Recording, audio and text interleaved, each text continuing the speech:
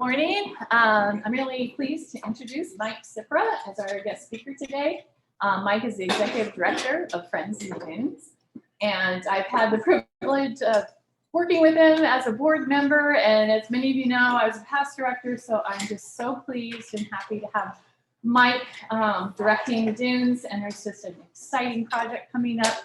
Mike's been in and out of the area, but in the past, he's had a history of being the director of the North Coast Regional Land Trust, worked at HSU, now Cal Poly Humboldt, as in the service learning. So he's got deep roots here in Humboldt County, and I'm going to talk to you about a very exciting proposal. So welcome, Mike. Hey, good morning, Sunrise Rotary. Thanks so much for the invitation to be here. And I just wanted to lead off by saying I really admire and respect the work that you do to build community. And I know that that work is wide-ranging. And I just wanted to make space to appreciate that. And I know that work also includes working out on the North Spit of Humboldt Bay and cleaning up and really stepping forward to make our community and our environment a better place. So that's what I'd like to lead off with. And then I have a presentation too. So maybe we can start that up. But that view that's on the screen, and show you another one that's really similar, is looking out over the conserved lands here in Humboldt Bay and looking back towards the bay. And I think it gives this sort of perspective of what we have here, which is really, really special. We still have coastal dune forests. This is the furthest southern extent of this forest type in the world. We still have open spaces here in Humboldt Bay that are 5 minutes from Arcata or 5 minutes from Eureka. We still have these remarkable species and habitats and special places. And it all started 40 years ago when folks decided, hey, maybe we should take some of these private lands and protect them.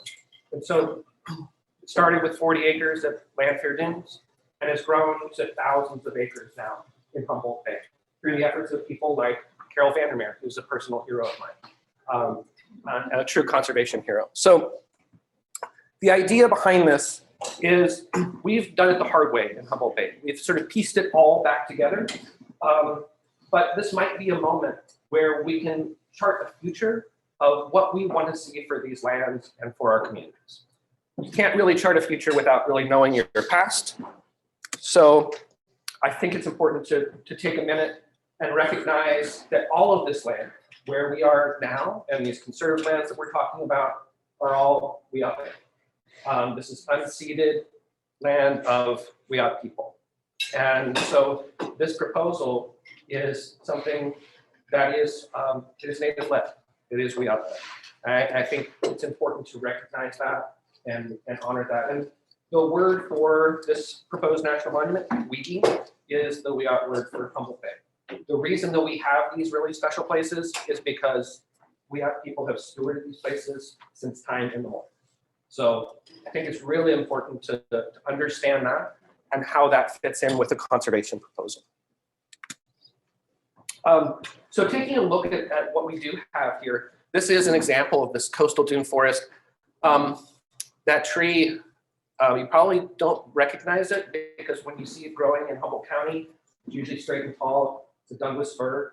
It's sort of twisted in here, dripping with leather ferns. These are really special environments. They're really unique. You don't find them other places. They are nationally significant, and they draw people from all over the world to learn, to study, to gain inspiration.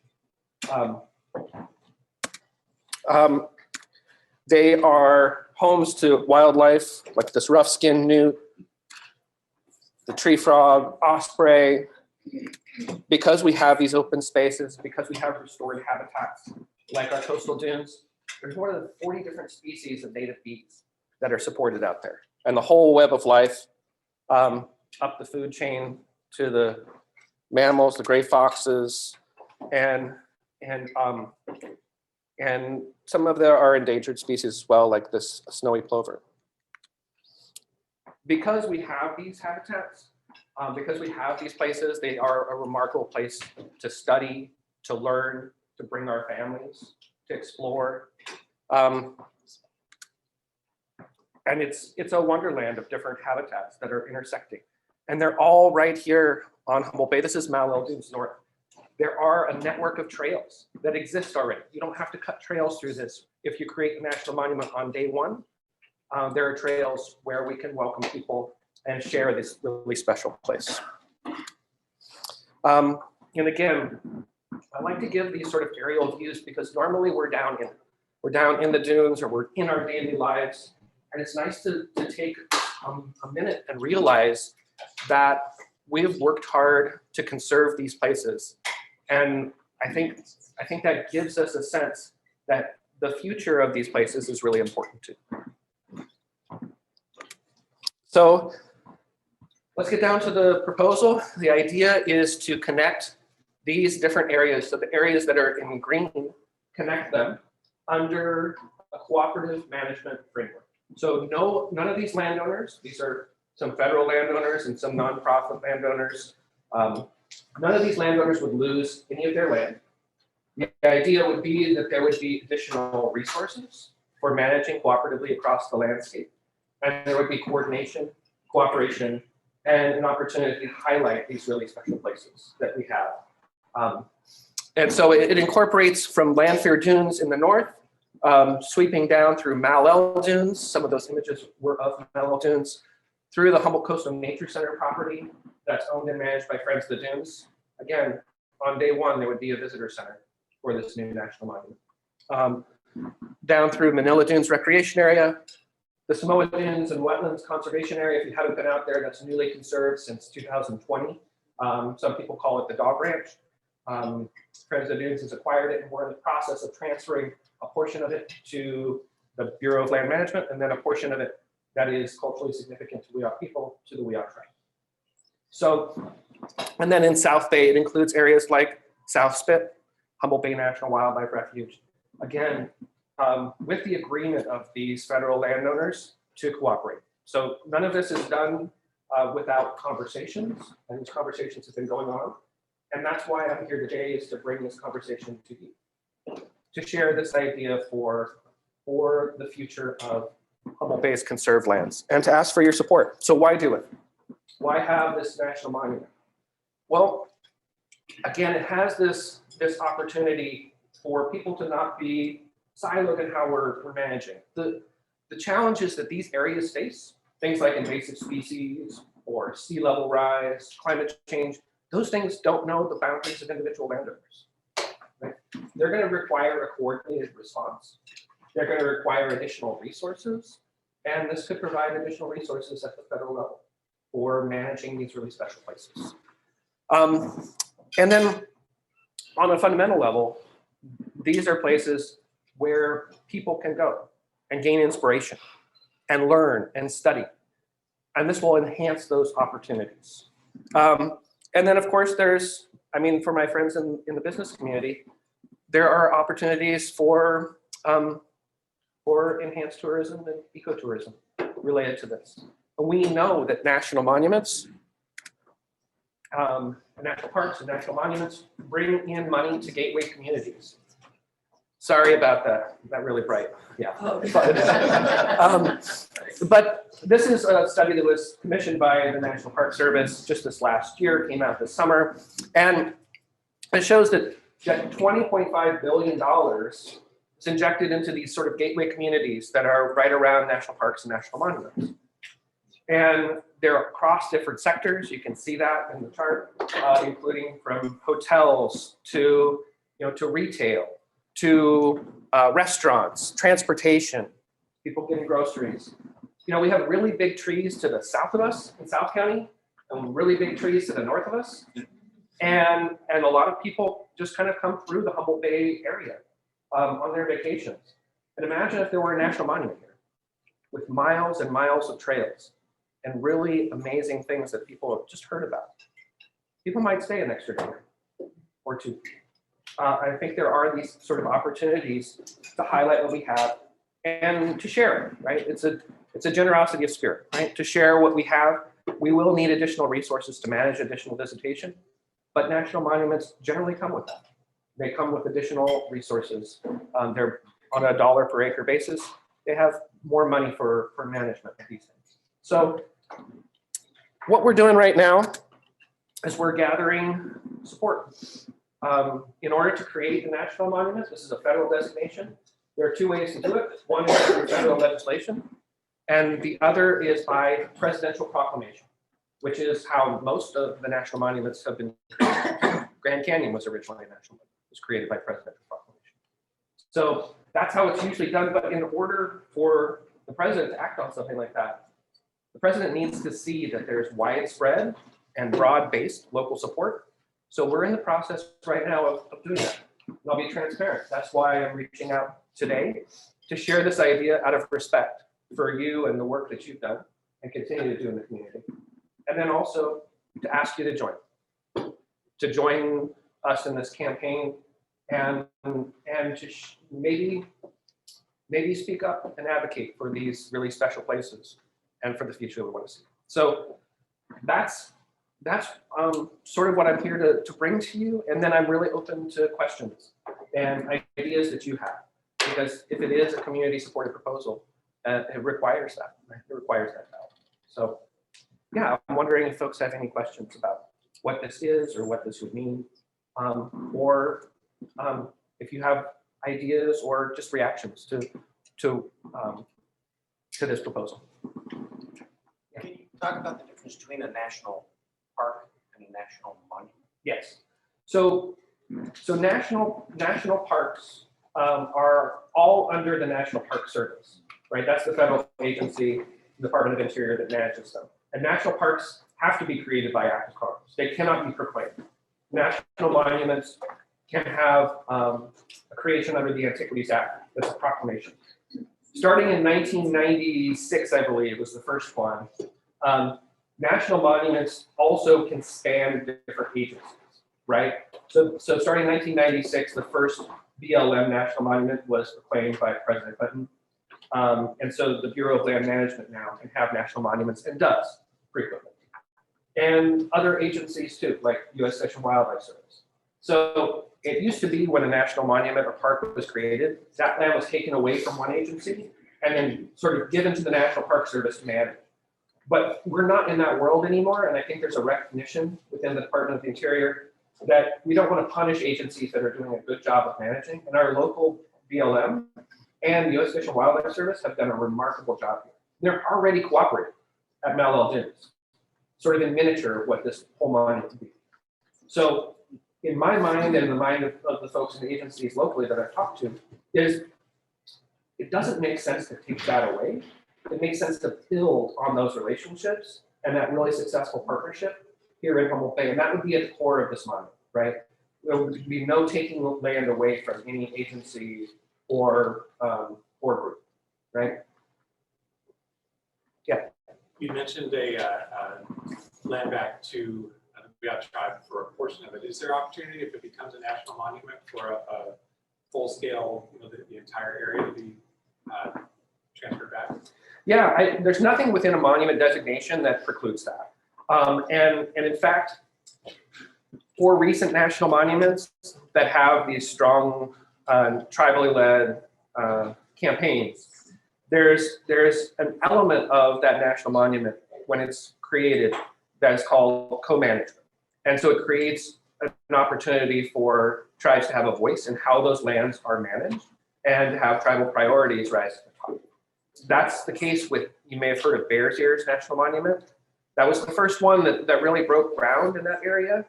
And so the idea behind this national monument is that it would go at least as far as Bears Ears and maybe further in terms of what that co-management structure looks like. After this meeting today, I'm meeting with the Wiyot Tribal Administrator to talk through this, right? And what this might be or become. So I think those conversations are happening. And so the answer is there is a possibility of land back within a monument boundary. And then there is a strong interest in there being co-management within the framework of the proposed Wigi National Monument. Yeah. This land does get designated as a national monument. Is it permanent? Could it be retracted by a future president? Yes. So and you're right, I think you're referring also to this case of Bears Ears, where we saw under the Trump administration that that there was a serious reduction in the size of that national monument. You know, there are lots of us in the conservation community who feel that that was illegal, that was illegally done, and actually that was in court. So before President Biden dropped that and actually made Bears Ears a little bit larger than it was before, it was held up in court. So the resilience of the national monument is built on a number of different technical factors, including documenting objects that are inside it. That's what the Antiquities Act calls for. And so we're in the process right now of doing that through an objects report. So we're thinking through what that might look like in the future and putting the instruments in place to make it as durable as possible. Yeah. So from the map you put up, it looked like you had two disjointed areas. There's one north and one south. Yes. Is there another map that shows everything connected, or will it ever be connected? It seems to me like you need to come up with a discrete boundary. If somebody's approving something, they say here's a discrete boundary what the monument is. Yes. And it seems like it'd be kind of, well, it's not really easy anyway to talk to get from the north part to the south part, because we are disjointed to start with. That's a great point. And there's no real development of anything nearly as much as the north side, the south side. South side pretty open, forming a homeless camp, and kind of just like looking country down there. Yeah, but I think if you're looking at Humboldt Bay, there's a couple things at play here. One is that these are connected ecosystems, and really the connective tissue between them is the bay itself. So they are connected ecosystems in that sense. We're not throwing a designation over the bay because that's extremely problematic. But the bay is going to continue to exist in its form and connect these places. So I encourage people to think of that as part of the connective tissue, even though the designation doesn't extend over it. And then I think a lot of the areas around Humboldt Bay have been developed and are private land. And generally, it's not great practice to put a lot of private land within a national monument boundary because it doesn't have the same force of law as the federal. And sometimes when you put maps out there that have people's private land in it and a federal designation, people get really nervous. And we're trying to avoid that. Yes. What time frame are we realistically looking at if this is to move forward? I mean, obviously, a presidential proclamation could come down anytime. Right. But realistically, what kind of time frame are we looking at? We're shooting for a first term Biden. But we're on the clock. Yeah. Where are there resources with your organization for kind of stock letters that can be added in the site? Yes, I can follow up by sharing a potential letter, and I would encourage people. What we're doing right now is we're collecting those in a sort of support book. So I'd encourage people to change it, modify it, make it particular to you, your circumstance, your business, your life, your connection with these places. But I can definitely share a template starting point where folks can look at it, and I would definitely appreciate any and all support.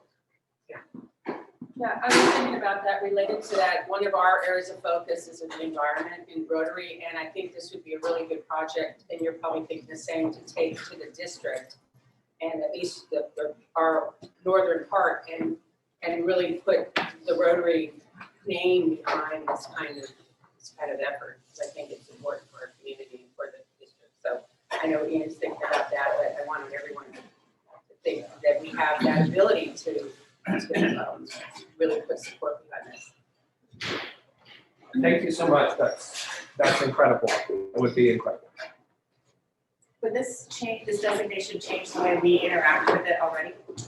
No, I think that if you're going out to these places already, there's not going to be any restriction of access. And with national monuments that have been created over the last 25 years, none of them have had additional fees or entrance fees. So a lot of these areas, and when bringing us to communities in Manila, that was one of the first questions is, am I going to have to pay to get into this? I've always just gone out there.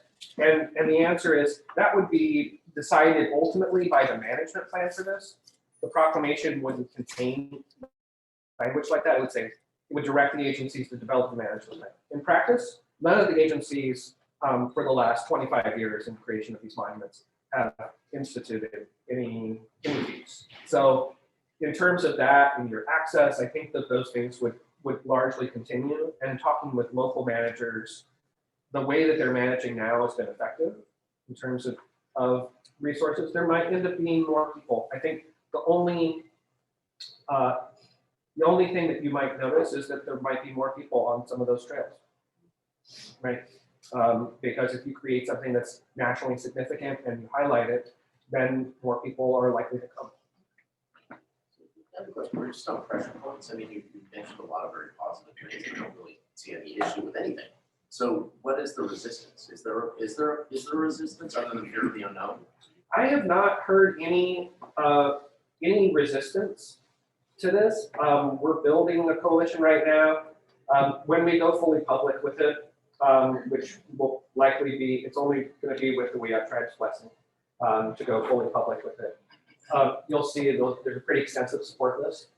And in doing this outreach, I have not found anyone who is opposed to it. But undoubtedly, when it goes fully public, someone will find a reason to not like it. Maybe out of just fear of the federal government, right? Or philosophical opposition to conservation, or it could be some, I can't say. But so far in our organizing, we have not found that. And we've been going beyond groups like just talking to environmentalists, right? We're talking to the aquaculture industry, right? And making sure that the boundaries of this don't extend over areas or limit that really important industry for Humboldt Bay and the communities. So I think we're being really careful and thoughtful. And when you do that, then you don't really get as much opposition. Not saying that there won't be any. I fully expect there'll be some. But so far, what we've heard, the feedback from the community has been positive from multiple sides of the aisle and from different viewpoints. You mentioned going fully public until the Wiyot Tribes, give the blessing. When do you anticipate being able to go public? I don't know, and I think it has to be tribally led, and in terms of that visitation piece. So I'm not sure if folks know, but the director of the BLM was out here this summer. This is the national director of the BLM, and we took her out on the land. There was some staff from the BLM and myself, and Chairman Ted Hernandez from the Wiyot Tribe. And the director of the BLM asked Chairman Hernandez, she said, how do you feel about more people coming to these places? These are sacred places. You told me that. And Chairman Hernandez, I'll paraphrase, I won't quote. He said, if these places can be used to tell the story, the true story of Humboldt Bay, of Wigi, and share Wiyot culture, then it's a good thing. Okay. So I don't know when, but I do think it has to be with in coordination and with the wishes of the Wiyot Tribe, and that's how we've been organizing this entire time. Yeah. How often are presidential proclamations made? One was made just a couple weeks ago, creating Camp Hale. That's the first one that President Biden has created. That's in Colorado. This is the first one. And I've heard, we have some allies at the national level. I've heard there are more coming. It's got to be kind of a legacy thing. Yeah, and I think presidents sort of discover in their terms, I think they initially go the legislative route for everything. And I think that they realized in our increasingly polarized time that that's a very difficult route to go. And then all of a sudden they discover at a certain point in their presidency this incredible power through the 1906 Antiquities Act to create national monuments. And a lot of people feel good about those things. And that leads to more. So the seal has been broken at this point at Camp Hale, and we'll see where it goes. One last question. I'll ask you another question. Yeah. You have BLM out here. Is it on the radar? I mean, is it, you know, is it advancing in the agenda? You talked about going public and you talked about having allies. I'm just curious as to where you are in the actual process of. Yeah. Rock. Yeah, so I think what's going to need to happen, what we've heard, and we do have allies and access to conversations with Secretary Holland, who's the Interior Secretary of the United States. And she's been briefed on this. And what we've heard back from their offices, they would like to see, legislation introduced. It doesn't have to necessarily pass or go through committee, but it needs to be introduced. On a California-wide level or? No. just as a local? At the federal level. Oh, at the federal level. Oh, I So see. it needs to be introduced in Congress, and then if it doesn't go anywhere, then, and this was the same for the Obama administration. That was sort of their rule. And it's not a formal rule, it's not prescribed by law, but I think that's what Mr. Biden would like to see too, is my understanding. So to answer that, I think we know the pathway, and I think we've had the conversations, and we're in conversation with Congressman Huffman, Senator Padilla. So we're advancing it, but I think probably the next step is going fully public. And then the chart from there is through legislation and potentially a proclamation. So I think that may be the pathway. I don't know, does that address your question of how far it is? No, that's a pretty good thing. I mean, I get the sense basically you need to draft the request and then put it forward to our representatives and have them push that. And what helps at every step of the way is, again, demonstrating that constituents, that people here want this, right? That's so key to all this. We can talk about the political machinations and all that. What it comes down to is our community expressing what we want to see. And that's really at the core of this campaign. There's no special trick to it. It's really about sharing it and refining a proposal and expressing what we want to see. Well, thank you so much for the opportunity. Really appreciate it.